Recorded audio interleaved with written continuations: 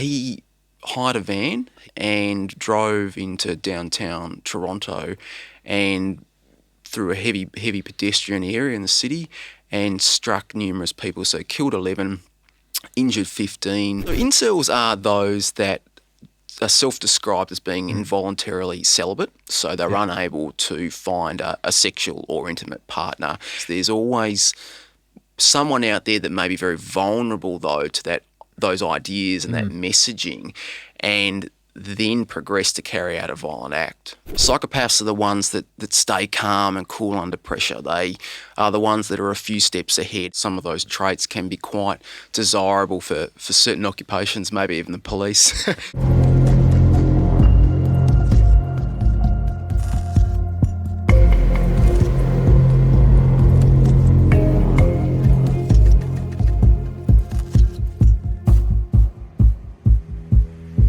Today I had a conversation about an area of criminal investigation I find fascinating. I sat down and spoke with Dr. Nathan Brooks, who is a forensic psychologist. Although based overseas, we were fortunate enough to speak with him in person today. Nathan discussed with us some of the high-profile and sensitive cases where in acts of extreme violence, multiple people have been killed. We looked at these crimes, what caused these crimes, and whether these crimes could have been prevented. I learned a lot from today's chat, and I found it fascinating delving into the minds of people who cause pain to victims and communities. We talked about serial killers and the emerging, frightening trend of lone actors responsible for mass casualties. Nathan gave me a fascinating insight into this world. Dr. Nathan Brooks, welcome to I Catch Killers. Gary, thank you for having me. Well, I'm excited to have you on the podcast, and I know our listeners are fascinated by the type of work that you do. And forensic psychology, it fascinates what goes on in the mind. Yeah, it's a fascinating career, and I've been really fortunate to find myself now in the police and look at the application of that, because it's really where forensic psychology gets to come to the fore. Yeah, I think so many people talk, like I have a lot of people come up and say, how do you become a homicide detective? But just as many, I'd love to work as a psychologist in that field. Yeah, I think the FBI shows and some of the Hollywood shows that we've seen over the years have really pushed and made people gravitate to wanting to become a forensic psychologist. The hard thing is it's a long road to get qualified, and even more challenging is once you get qualified, there's actually very few jobs around if you wanted to get into the police. There's certainly lots of jobs working in the correctional space, but if you want to get into police, it's very hard. There's not many spots. We were fortunate, you talked about the FBI and that, we were fortunate to have Professor Anne Burgess on the show. She of the original Mindhunters, working with John Douglas and that profiling offenders, and I found that chat fascinating. It is. I mean, it's remarkable. And I think we forget now that the work that they pioneered really around the early 80s, 1980s, it has paved the way for how we bring psychology into investigations now. And it's easy to forget that. I think time and decades pass and new people come along, but we forget that, they set that up. But even if you do look at the FBI model now, a large part of the FBI is still around that behavioural analysis unit or team that they have, and there's 4 or 5 different branches to that now. So that really evolved for the FBI, and it certainly has changed the landscape a lot. Something that I picked up from the conversation I had with Anne about serial killing, and that was their focus to start with, or serial offenders, but they're also looking at trying to profile the mass killings where people strike out and the lone actors. Do you agree that sort of landscape's changed in a way from serial killing into these mass killings?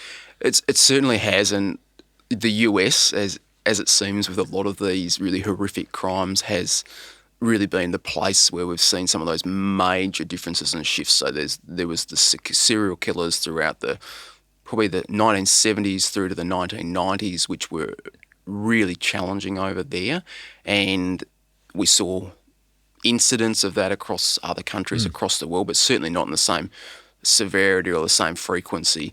And then from around the 1990s onwards to where we are today, there's gradually been a reduction in serial crime, but an increase in what we would say these mass casualty events, and they are occurring with really high frequency over in the US, and then again across other international countries, we're seeing that the numbers are also rising at the same time. Yeah.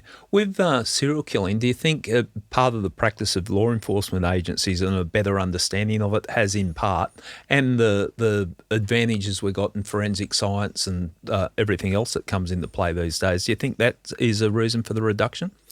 We've certainly seen with the forensic science, DNA, improved technology, mobile phones, CCTV, it's harder to go and commit crimes now without leaving some sort of trace or footprint.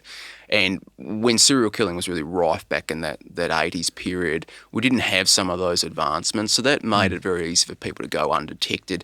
At the same time, we've developed much more specialised expertise in policing, such as, the behavioural analysis unit in the FBI, and most countries now have some form of specialist unit for major crimes or serial offending. So I think technology and bringing in specialist experts has really changed the landscape around that. The rise of mass casualty type attacks that cause the chaos that they do and the tragedy that they do. My concern is how hard it is to anticipate those, and I know that's a lot of the work that you do. Would you agree with that? It's harder to anticipate that type of attack? It is tricky. As we'll probably talk about today, a lot has changed in how police approach that now. So for a long time, the policing response was always detect and intervene. So if there's an issue, we'll intervene, and generally that's by arresting or charging the person. Now the model's changed to making sure that we can screen the issue, then try and understand the issue, then put some form of prevention in place, and then basically review that and then start again. So we've gotten to the place where we're much more proactive around that now rather than reactive. So we're not waiting for incidents to happen. And when we do identify people that are concerning, it's about trying to understand the nature of that concern and then put some form of support and prevention process around them. But of course, the limitation of that is we only know what we know. So we only know about the people that are coming through to us, and we're getting the information around. If we don't get that, though, and there's someone out there that we're unaware of, then we're very vulnerable. Okay. And the intervention side of it, I spent a long time as a homicide detective, and my frustration looking back at the career is that you come in when it's too late, unless you're working a case with a serial killer, but invariably it was a murder, and you're coming in at the end. So this intervention, identifying risk factors, I would imagine it'd be very rewarding.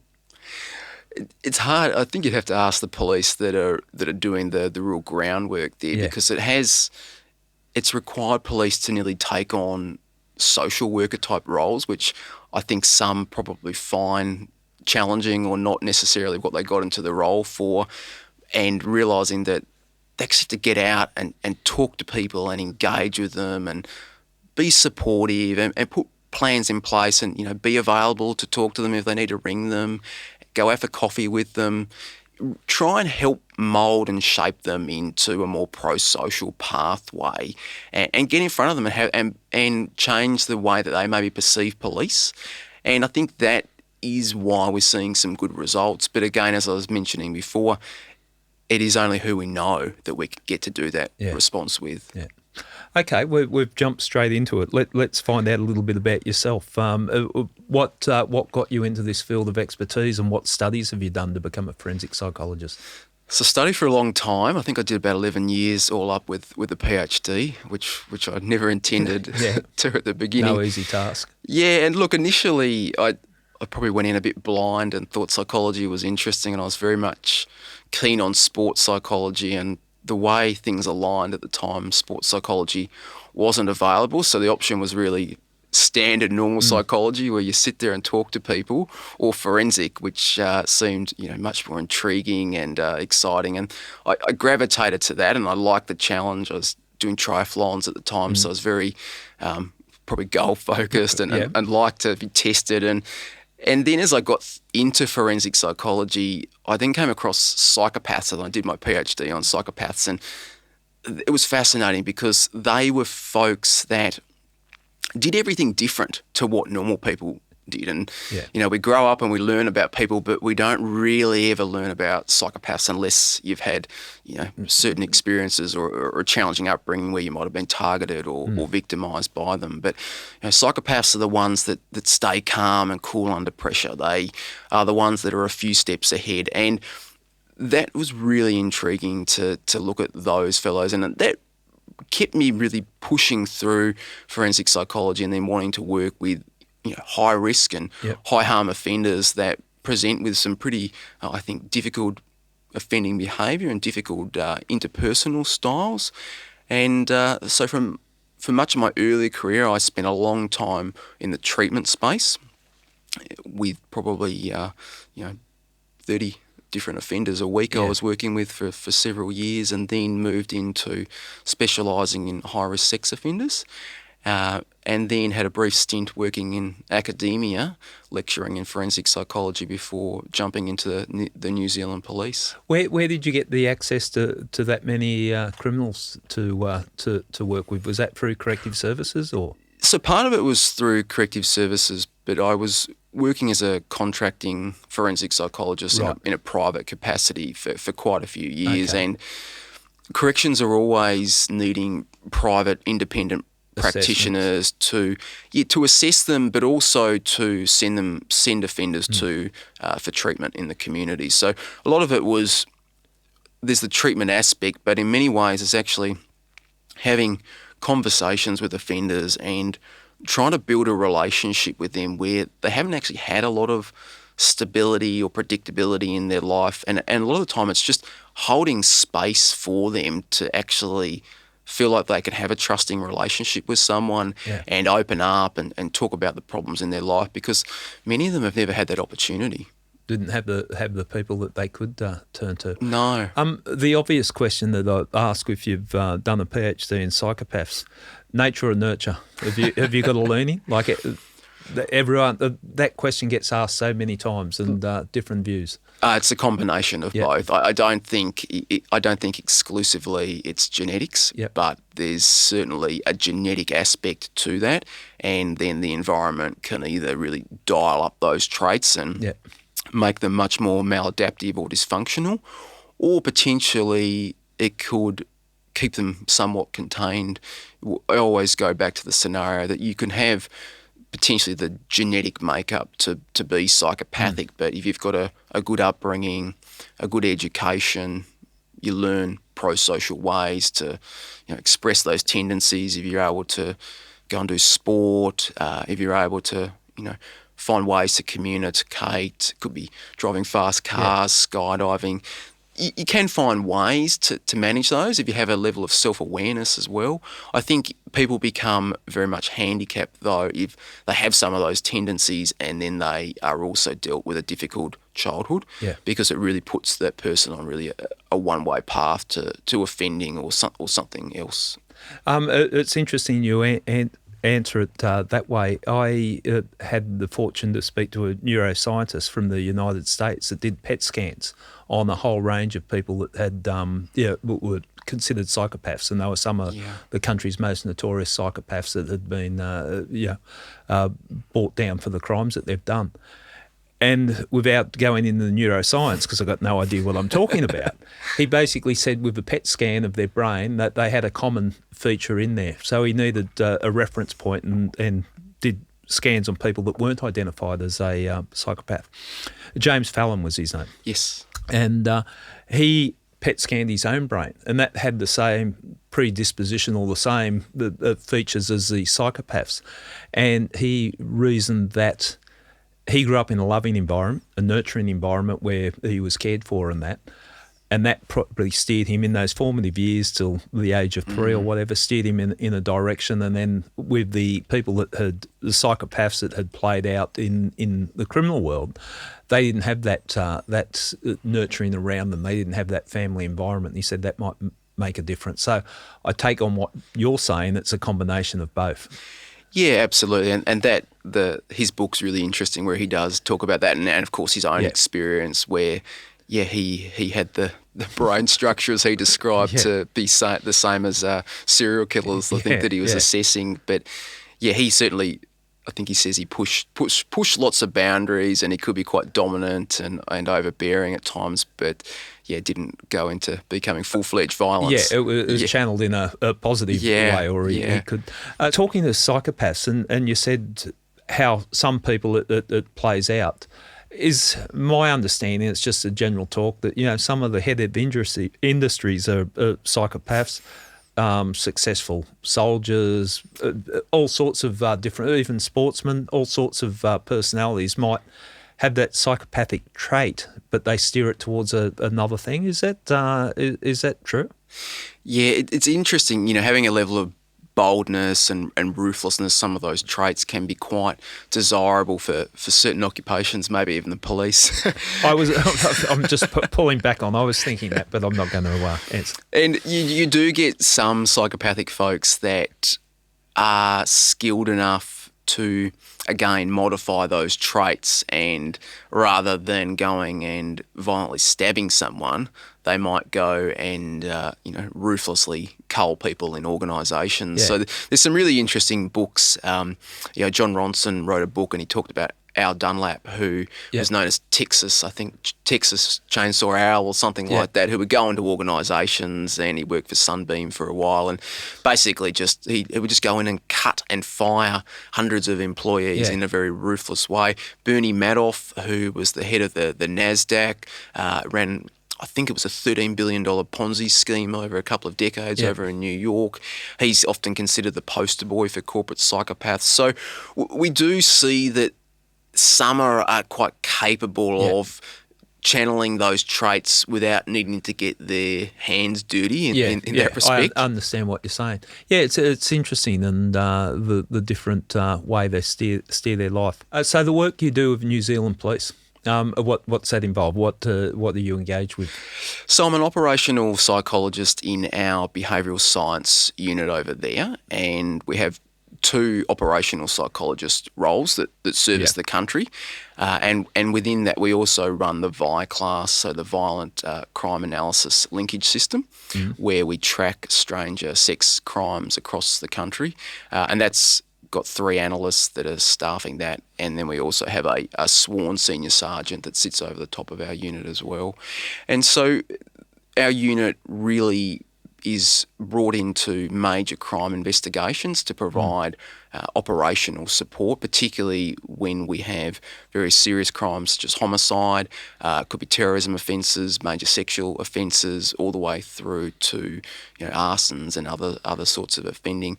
And we provide a range of different services. So sometimes it's very much advice on the fly as a homicide is evolving or emerging in the early stages of the investigation. Other times it will be risk assessments around what do we need to know about this person and how concerning are they to the community. We also occasionally will do the classic criminal profile of a whodunit crime, but most of them are solved very quickly now, so there's not the need for criminal profiles. And then also things like cold case reviews and a lot of work around interviewing as well. Yeah. And I know you're familiar with her, Dr. Sarah Ewell. I work closely with her in New South Wales Police, and she was, I not use her on all the investigations. I had some, there wasn't a need for the role that she could fulfil. The tricky ones, the ones that it's not blatantly obvious what has occurred here or an interpretation of a crime scene, as you said, or with interviewing of what's the best buttons to push, is it carrot or the stick, which way to approach that. Yeah. I found it so beneficial, and I'm surprised, and I've been out of New South Wales Police for a couple of years. I don't know what the status is now, but we didn't properly resource that. Like I think it is a tool that can be really used in the difficult investigations. I see that's the role where you guys come in. I found that it is really well received, and certainly over in New Zealand, it's major crimes. The lead investigators and also the investigative teams are. They often really are quite receptive of that advice. So it's rare that we get pushback. And I think that the challenge is, of course, it's your reputation and what you provide for a product and service.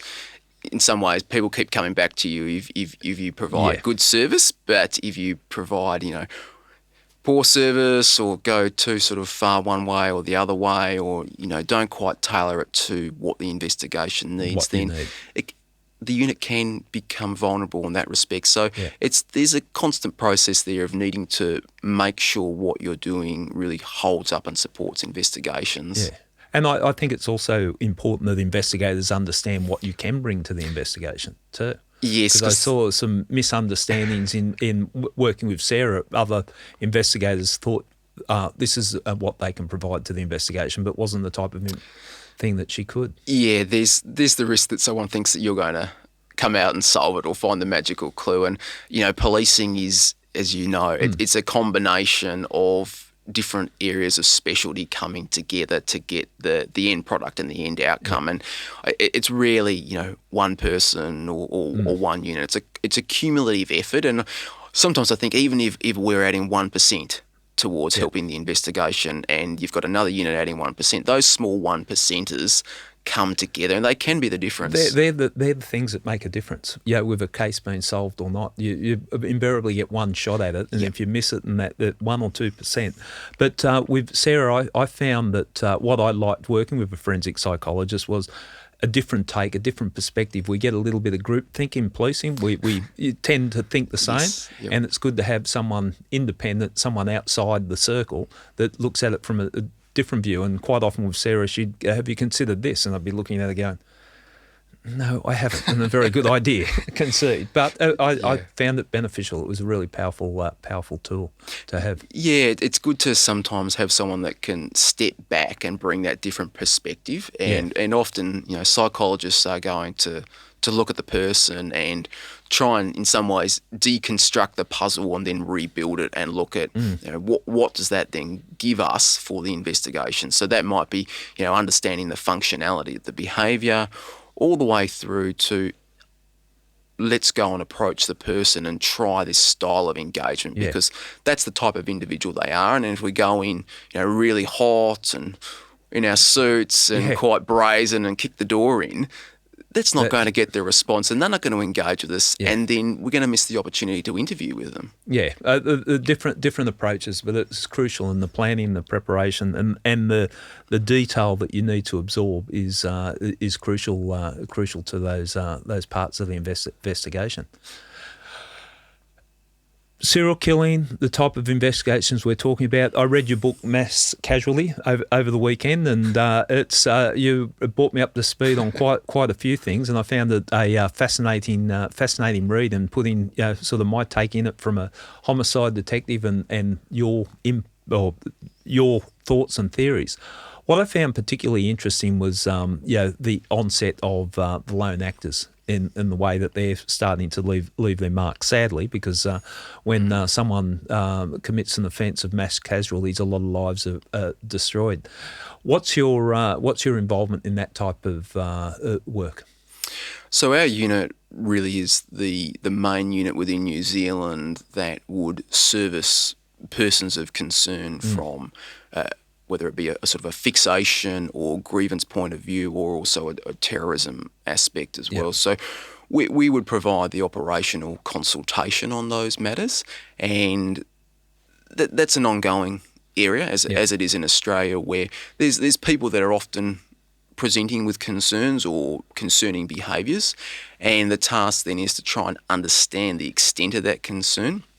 I always think it's good to boil it down to looking at two factors, so their intent and their capability.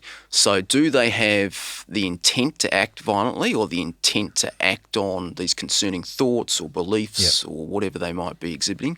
And do they have the capability to progress with that behaviour? So that might be all the way through to the capability to carry out an attack, capability to plan, the capability to resource. So where they sit on the intent and capability scale is important. And then, of course, as the intent increases and the capability increases, then we get quite concerned.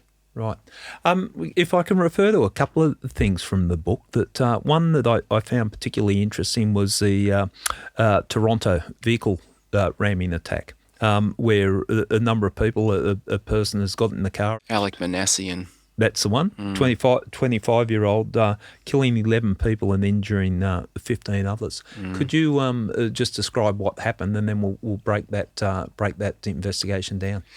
Yeah, so he was a 25-year-old. He was studying, I can't remember the exact, I think it was a computer science degree, and had just graduated and was about to start his first day of professional work for his career. And he hired a van. He'd made the decision to book that a couple of weeks earlier, picked it up and drove into downtown Toronto and through a heavy pedestrian area in the city and struck numerous people. So killed 11, injured 15. And initially they thought it was an Islamic-inspired attack. And once they had him in custody, they then began to look through his various online accounts and discovered a really interesting post that he'd made earlier that morning, which talked about this incel rebellion. And I've spoken with Rob Thomas, who was the lead investigator, the lead interviewer of Manassian, and he mentioned that a lot of the planning went into preparing for an Islamic State type of offender, and then as the day progressed, they discovered that it was actually this incel ideology that had been a heavy motivating factor for that. And that really was, I think, one of the first public examples that we got of an incel-inspired attack. It was sort of known, I guess, in the underground space and in online forums, but it really brought it to the fore. And that then interview of Manassian, where he talks about Chads and Stacey's. And it was fascinating. Yeah. Break down what incels are for people that don't know. So incels are those that are self-described as being involuntarily celibate, so they're unable to find a sexual or intimate partner. And they would say that is forced on them in many ways due to the social structure of social hierarchy and social structure. And this is where it gets a little distorted and a little extreme, where they attribute that to basically a set group of men having access to the majority, so roughly 80% of the women. So these alpha males with the chiseled jaws and abs and the chads. Big biceps are the chads, and the blonde Barbie type, as you know, as you imagine, is known as the Staceys. And so it's really this hierarchy of Chads and Staceys, and the incels want to be able to date and have sex with the Staceys, but because of the sort of social and evolutionary nature, they're unable to. So there's also another level, which is the Beckies, that are kind of a step or rank below Staceys, and the incels don't desire the Beckies. They want the Staceys, and we also have normies as well that sit above incels. And normies are the ones that are not necessarily attractive and not necessarily succeeding. They're kind of just floating by in life, and underneath them are the incels who are basically deprived of all the joys and successes in life because they've been disadvantaged by looks and various other aspects. And as you step back, it's just it blows your mind, because it's a bit like you're reading a teenage science fiction magazine, or it's game characters in some sort of sci-fi game, but we've seen so many of these ideologies that have, even the sovereign citizen movement, for example, where there's all these different rules and laws and norms, and it's very confusing to get your head around. Do you think they're on the increase or decrease in Australia, or? It's a hard one to answer whether they are on the increase. I certainly don't think that the numbers are reducing at all. We're seeing more and more just fringe social groups are attracting people, and people are identifying with others on an online space because they are not having those face-to-face conversations now. So I think incel culture and those that are struggling with socially and also in intimate relationships may be conversing with others in these groups. I don't think we're necessarily seeing any more violent or misogynistic views increases directly from these groups at the present. I think the numbers are staying pretty stable around about that 5%, but we may be seeing more people that are identifying with the underlying themes and messages around that. I wonder with the advent of dating apps that seems to be the norm of people meeting people these days, and the picture, the profile, and all that. Well, a lot of people be getting rejected without even understanding who they are or what they are, and I could see some resentment perhaps building from that. Yeah, I think that's a piece that probably hasn't really been answered, and you raise a really good point. What's the implication of, not only face-to-face rejection, but then online rejection as well, and how does that amplify that? An interesting point is we've got incels. There's also femcells, which are female incels, and I think a couple of years ago I saw Why can't we put the incels together with the... Well, it's the females that are having similar challenges, and they're not liking the available males to them. Right. And they are involuntarily celibate. Yep. And I saw recently, there was a TikTok, I think, with 26 million likes or hashtags around femcells. So we're certainly seeing more and more unusual and maybe fringe sort of groups popping up. Yeah, well, see how it plays out, because the social norm has changed, isn't it? The way that only in the last a couple of decades it's changed significantly. How people used to meet, and because like the incels sitting in isolation and what you described, you can picture many lonely people in that situation. But the world is set up now that they can reach out and their views can be validated, so they can get on social media or in whatever forum, and their views can be magnified by the people that are supporting their ideology. Is that a fair or a simplistic assessment of it? Well, I think we're finding more and more groups pop up in various online communities now that people are identifying with, and that's okay because it's not necessarily unhealthy. So jumping onto an incel forum by itself is not a problem, but there's been debate around, particularly in Australia and New Zealand, should incel forums or even identifying with the incel ideology be classified as terrorism? At the moment, it's not. What the research tends to say is it's about 5% of people that are on incel forums that are very misogynistic and promoting quite violent rhetoric towards females. So it is only a small proportion. Where we get worried, though, is there's always someone out there that may be very vulnerable, though, to those ideas and that messaging, and then progress to carry out a violent act. Well, I suppose, and we're not saying that initially thought as a terrorist attack, but it's not being called a terrorist attack.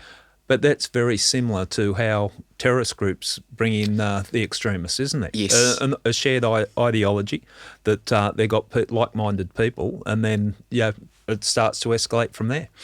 Yeah, and it doesn't necessarily need to be an ideology now. Yep. We're seeing more and more people that are just promoting just violent intentions, self-harm, the idea of trying to dominate others. The FBI recently talked about the 764 group that are basically a group that are promoting really dominance and control and satanistic practices. There's a right-wing sort of white supremacy lean and neo-Nazi aspect to it, but a lot of it is about trying to get absolute dominance and control over someone. So that may be getting someone to self-harm or make engravings on themselves of someone's initials, all the way through to encouraging them and trying to basically coerce them into carrying out a violent act. So unfortunately, we're seeing with the rise of the internet and certain subcultures that we are getting more and more pockets of violence emerging with that. Okay. With the Toronto massacre, was there any red flags or indicators that when we look back, and hindsight's a wonderful thing, but is there anything that jumps out to you? We've identified the incel was the seed that generated the attack, but is there any warning signs that you could see looking at it? It's really tricky looking back at that one because Alec Manassian, he was a fellow that had struggled throughout his schooling. He had autistic spectrum disorder, never really was able to form strong social relationships. He was bullied throughout his schooling. Even though he was quite intellectual and quite academically successful, socially he struggled, but he wasn't talking openly in person to anyone about his ideological positions or his views about female. It was largely done from the confines of his room. And that is the challenge. So our responses to lone actors, it has improved a lot, but it is very contingent on information flow. So with Manassian, the challenge there was he basically was isolated, kept to himself, wasn't sharing this, and planned it in secrecy. And again, someone like Anders Breivik over in Norway is a very good example where we do occasionally get what we would say are black swan types of incidents. So outliers where we don't get a lot of leaked information or shared information with others about... And you're talking at the concert at Norway? Is that the... So Anders Breivik in 2011 carried out that the bombing at the Norwegian government building, then got on a boat to Utoya Island and went over there. It was a young Labor Party camp and carried out the mass shooting there. And I think it was around 77 people that he killed in total. And he, you were saying, and sorry, I interrupted you just to clarify the event, but he was very isolated, was he? So he spent years preparing and planning for that attack. He used his savings to basically plan, prepare, purchase various types of ingredients, firearms, tactical equipment over a number of years, trained himself in using weapons, ground down fertilizer pellets for several months to create a bomb that he set off in the Norwegian government building, and used multiple different sort of aliases online, had packages delivered in certain locations and in other locations with various bits of equipment. So he wasn't an exceptional outlier because he was so meticulously planned, and he viewed it very much as a cat and mouse game with police, where he was intending to carry out this mass casualty attack, but at the same time he was preparing like a warrior and trying to keep any types of warnings to the minimum to not alert authorities. Okay, with the view of not being caught.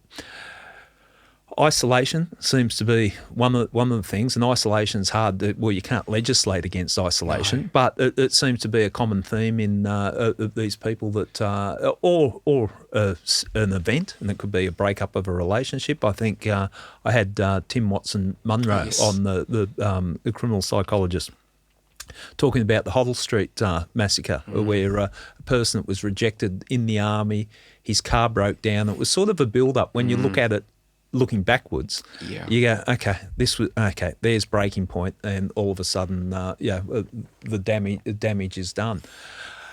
With a lot of these things, it is the isolation. So how do we encourage people to come forward if someone's acting strangely? If they're isolated, it's very hard to pick up on. Yeah, there's a couple aspects. I think fixations are important, grievances, and then the isolation component that you spoke about as well. Fixation, grievances, and isolation. Yeah. Yes, and the isolation is tricky as well, because what we find is that a lot of lone actors do have social interactions, so they're not isolated in the traditional sense where they have no conversations with anyone and they're just sitting at home alone. Many will have supportive family members. They may even be, in a relationship.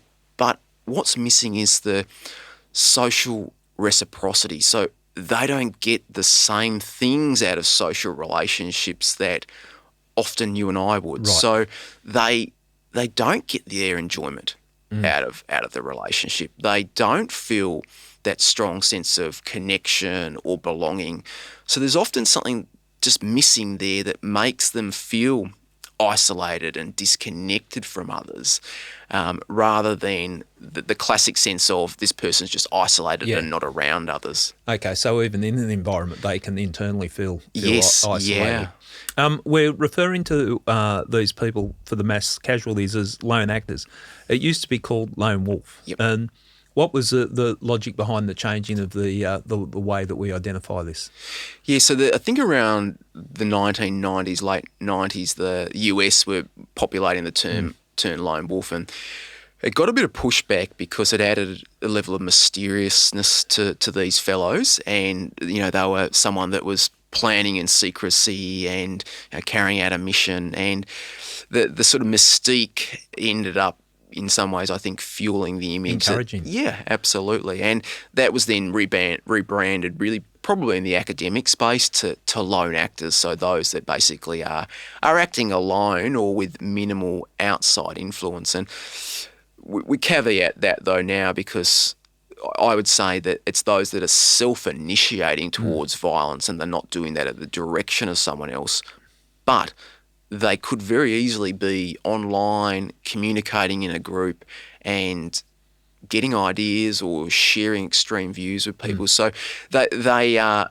self-initiating to violence, but they may not be lone or alone in that classical sense. I think that there's an importance, and it always worries me, and I now work in the media coming from law enforcement, if we put too much, give too much of a profile to someone who's committed a horrendous crime. And I think lone wolf could be a pretty cool, I'm a lone wolf. The lone actor doesn't sound quite as cool. No. So, and when you talk about the 1%, that might be the 1% that makes a difference, that someone doesn't get a fantasy about being seen as a lone wolf. Yeah, and I think Australia and New Zealand have done it pretty well, certainly over in the US with the high rates of school shootings, workplace incidents.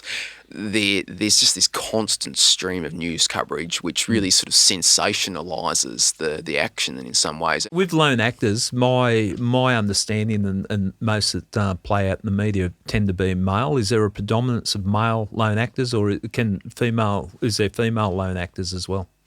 Look, it's mostly males. It's quite heavily steered towards males. Around about 90 to 95% of lone actor attackers are male. A good example of a female probably here in Australia would have been Momina Shoma down in Victoria, who I think is the first female charged with... That from Bangladesh?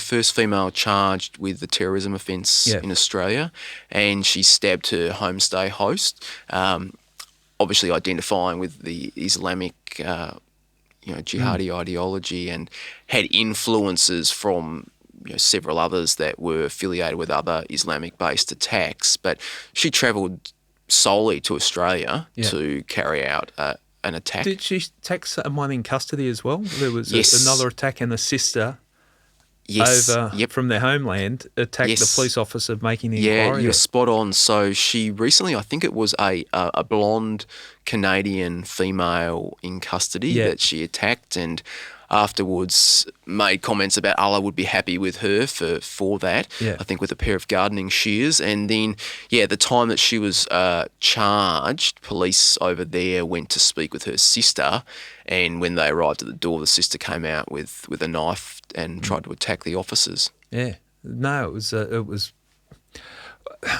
the fact that it's both sisters, continents apart, that there's something that's got into their ideology and carrying out the attacks. Yeah, and I think the differences with males and females in respect to this form of violence probably is very similar to what we see with a lot of different forms of offending. Yeah. Males are often the ones doing the more serious homicides, and they certainly perpetrate homicides at much higher rates than females. And in some ways, males tend to act out their emotions, and females are often internalising those. So I think we see different ways of coping with emotion and dealing with problems. And for men, when they have struggles, it, Yep. it is acted out, and it's expressed often in harmful ways and quite destructive ways. We do talk about there being copycat effects and a contagion effect. I was going to ask that, like when you see a series and then shortly after there's another one, and especially in the US, I think we're all aware of that with the school shootings. And do you think that the copycat can come into play? Oh, no doubt. We've seen many attacks that have been copied over the years, and Anders Breivik, Brenton Tarrant in New Zealand have certainly given inspiration and also tactical knowledge to other perpetrators that have then gone on to carry out attacks after that. We also probably have a contagion aspect as well, like the social contagion. And for a long time, media outlets didn't report suicides because suicides are known to have a contagion aspect, where if you've got friends that then others that know that person that are at an increased risk of suicide, particularly if they've got mental health vulnerabilities. We know that if suicides are in the media, it actually leads to people thinking about the idea more. And I think no doubt that it's a similar thing with mass casualty attacks, that the more that we see that people are trying to resolve life problems in this way, then the more it normalises that, and that's quite frightening. Yeah. Well, you saw it with schools, and with schools, if a child has committed suicide, it was always a concern that other kids, friends and all that, and it's something that, again, if we can wheel it back or minimise the risk factors, all the better. Terrorism as distinct from lone actors, because I think we've all been caught up in we're living in times when there are terrorist attacks, and have been some significant ones, and then the lone actor attacks, and sometimes they get a little bit caught up that it's all the same thing. Like if it's a mass casualty, it must be a terrorist attack. What's the difference between the two? Yeah, it's a really good question, and in some ways terrorism is more at a legislative criminal prosecution level. We often see that there's many common threads, so there could be fixations and grievances and ideologies. Now, it's often the presence of an ideology that leads to something being classified as terrorism. And we also look at it in terms of what was the intended outcome. Yep. And often is there an intention to create social and political change? And that's often where the ideology is paired with that, and that would then become classified as terrorism. We've seen, though, that many mass casualty attacks are not perpetrated with clear intentions to create social and political change. They are instead, a result of grievances or fixations and other factors, sometimes coupled with aspects of ideology, but they don't necessarily meet the classification for terrorism. So it is a bit of a fine line, and I think the risk is we focus too much on terrorism and miss that there's actually more universal threads amongst all of these individuals. And sometimes it's terrorism specific, but other times it's just intended to really, be a form of revenge, retribution, trying to restore natural order or a response to perceived injustice. Well, I take on board what you said earlier on about grievances, how that plays a part, and that's, we've all been slighted in some way, and there's ways of dealing with your anger and your grievances, but you can imagine people that haven't got the emotional skills to handle that. It just becomes a fixation that I've been wronged, I'm going to get revenge. Yeah, and we talk about querulous individuals, those that just constantly make complaints, that are unable to be pleased, that are distrusting and suspicious and paranoid. And look, there are people out there like that, but they don't ever resort to violence, and that really raises the question around what is it that is tipping people over then to violence. And it is the violent identification. So they start, in some ways, trying to see themselves as someone that's going to make a big statement, to bring an ultimate conclusion to an event. And then we do pair that in with ideology in certain times, then we really get this quite sort of, I guess, concerning mix of factors that come together. And one of the models I quite like is this idea of the bathtub model, where... the bathtub or the staircase. Or the staircase. Explain that. I found that quite interesting. So the bathtub is the idea that we have, a couple of different water faucets that are pouring into a bathtub, and that can be different motivating factors. So sometimes it's political, sometimes it's personal factors, sometimes it's social factors, and they gradually pour in over time and fill up the bathtub. It might be that your relationship breaks down, you get fired at work, you then start looking at concerning media on the internet, and gradually they all just I've had all three of those. Sorry. No, you're not looking at me. I'm not going to do anything They stupid. start filling up the bathtub, and where it goes wrong is there's no release style in the bathtub. Yeah. So it just fills up over time. And the example I used in the book of that was Thomas Mayer, who kills Joe Cox over in the UK. And he's a guy that had long-term right-wing neo-Nazi views, and they just simmered away for roughly 20 years. But then when Brexit came about, that really just fueled things for him, and that tipped him over the edge. And then we look at something like The Staircase, and that looks at really how things transform for someone over time. And the idea is that you walk into the base of the staircase. So you walk into the first door because things are not quite going right or the way that you want them to in life. And you walk into the door looking for an answer, looking for a solution. And you get to the first level or the ground floor, and then if you don't find any solutions there, you walk up the next level. And gradually, as you keep going up the levels, your options narrow, and violence ultimately, once you get to the fifth level, becomes the only solution and the last resort answer to your problems. So we see that as the person climbs the staircase, not only do the options and solutions dwindle, but their thinking about the situation changes, and they come to accept that the only way through this, or the only justifiable response, is violence. And breaking it down in the simple concept of the bathtub and the staircase, does that help? Like a lot of the times you might be doing a threat assessment. Is that the type of thing that you're looking at, the build-up, or, okay, how dangerous? And I really take on board one of the aspects that you say is capability, because that's a big factor. I look from a homicide investigation point of view, opportunity, motive and capability. Like, could have the opportunity, could have the motive, but if they haven't got the capability. So that's another factor that comes into it. It is. And unfortunately, capability, though, is becoming, well, as we've seen with say, the Bondi Junction attack, now it's just a cheap, easy available weapon, and someone can do an enormous amount of harm. But we don't dismiss capability because it is still very important, and things like the Christchurch attack highlight something like capability factors. But we do need to balance that then with intent. So, how strongly is this, or how strong is this person's intent? And then if we are concerned about the intent, well, then we know that they could be capable of doing a low capability attack. So it is a bit of a balancing act where we need to look at all factors. I always think, how dialed up are the dials for this individual? How concerned do we need to be? So as we, the more concerning things that we see, then generally as a loose principle, you'd be saying that, there's a lot of risk or threat that needs to be mitigated here. Looking at, just pick a case, if you'd be familiar with it, but the Lint Cafe with Man Monis. Yes. Looking back at, and people know we've spoken about on here, we had one of the hostages from the siege that was in the cafe the whole time, and some of the police involved. But looking at Man Monis, like, you look back and you go, oh, red flag, red flag, red flag.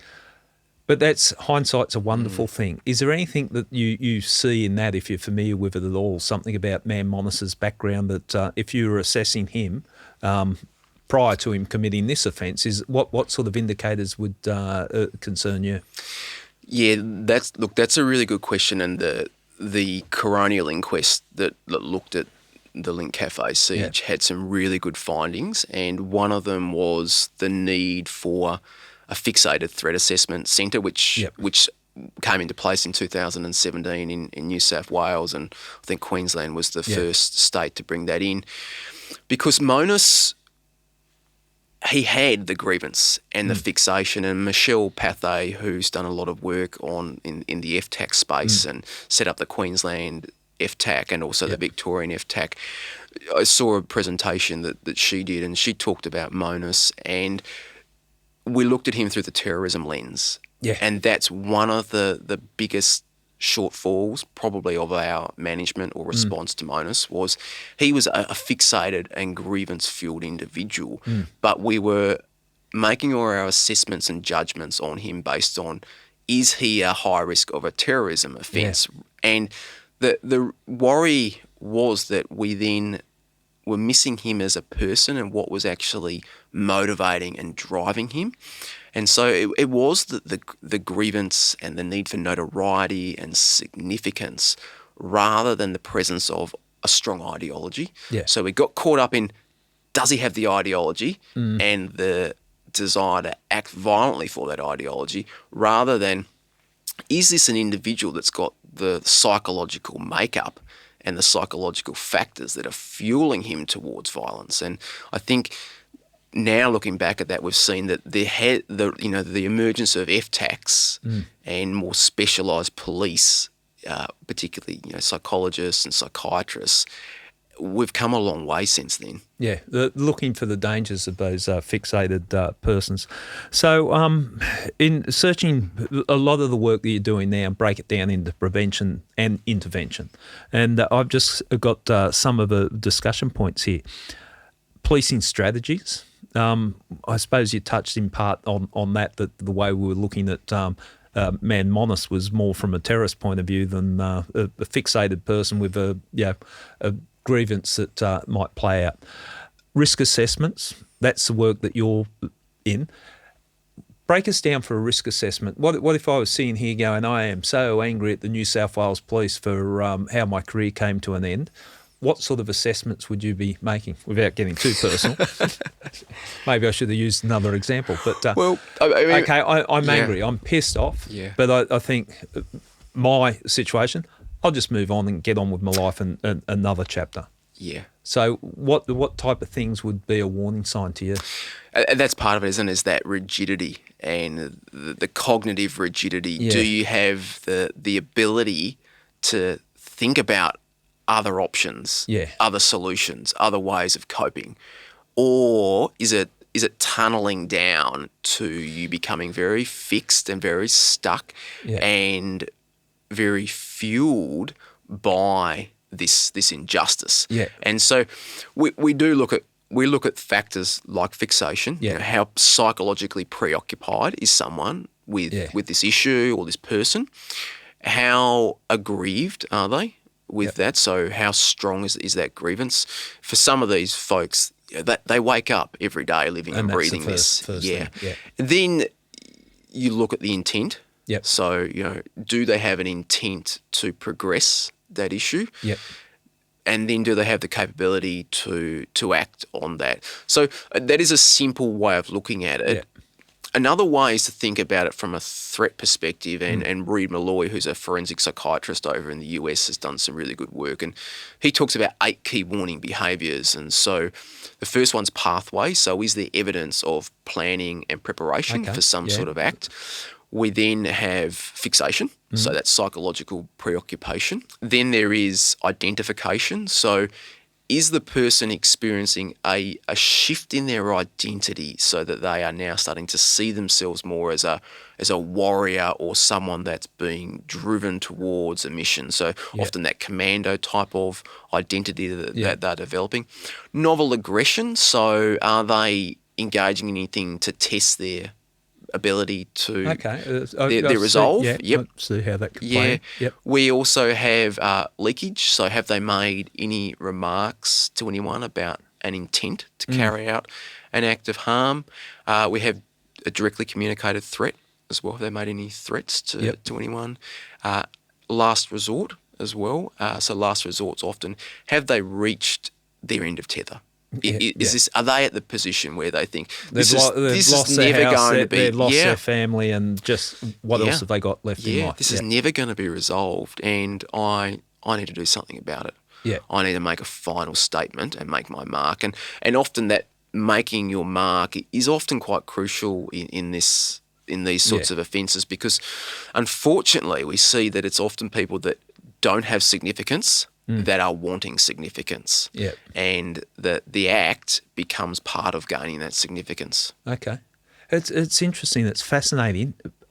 I love like the structure you put into because it's such a grey area with so many different layers. But you actually need a structure, don't you? Yes. As you're breaking down the structure, it Yeah. helps me. Even the bathtub and the staircase. Okay, if you told me the science behind it all, I'd probably get lost. But I understand what you're saying, and you really do need the structure. Government influences. We had the shooting situation down in Tasmania, and we restricted guns and made a very strong gun policy. Is that the type of thing you're talking with government influences? Yeah, government influences they're fascinating and sometimes concerning at the same time, and they can be spot on or really miss the mark. I think understanding the lone actor landscape in Australia, it's hard to have that conversation without Port Arthur. Yep. So where we are now, and maybe the lack of significant incidents that we have, and I say that cautiously, is probably largely a result of the decisions that were made back in 1996 around the firearms.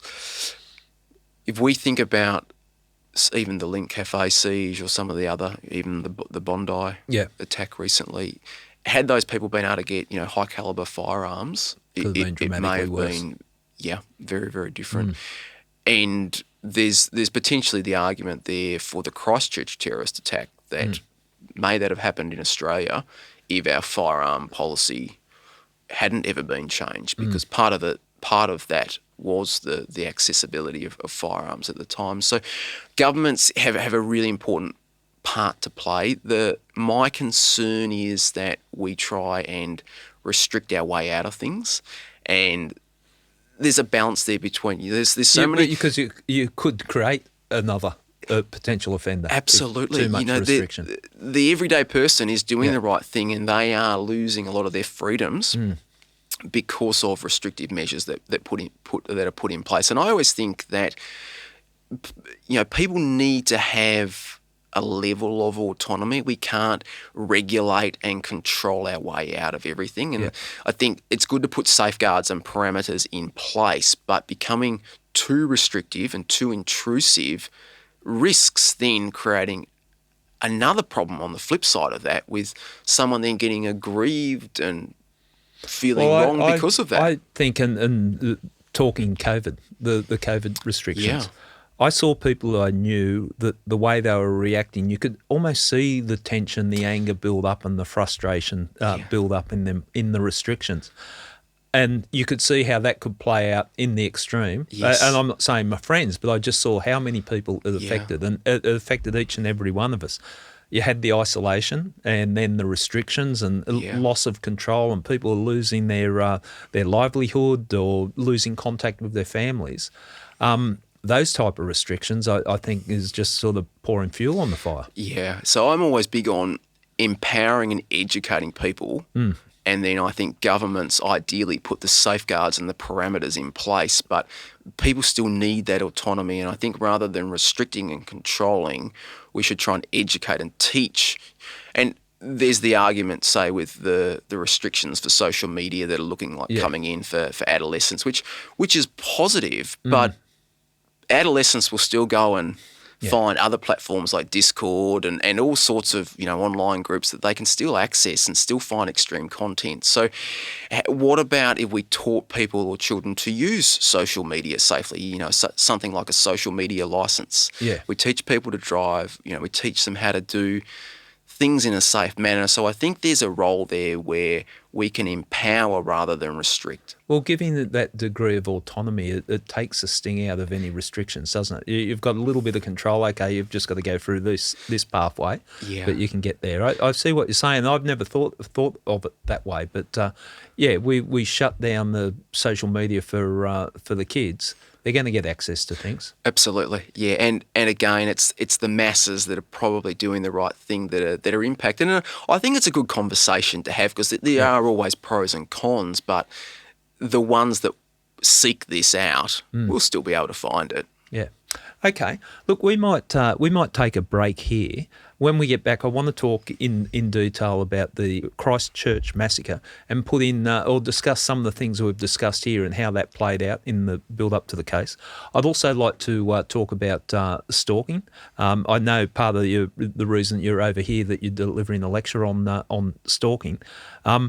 I've always thought from a policing point of view, I always had concerns when people were stalking. It starts off, well, nothing's really done, but the way that they become fixated on the person they're stalking always concerned me.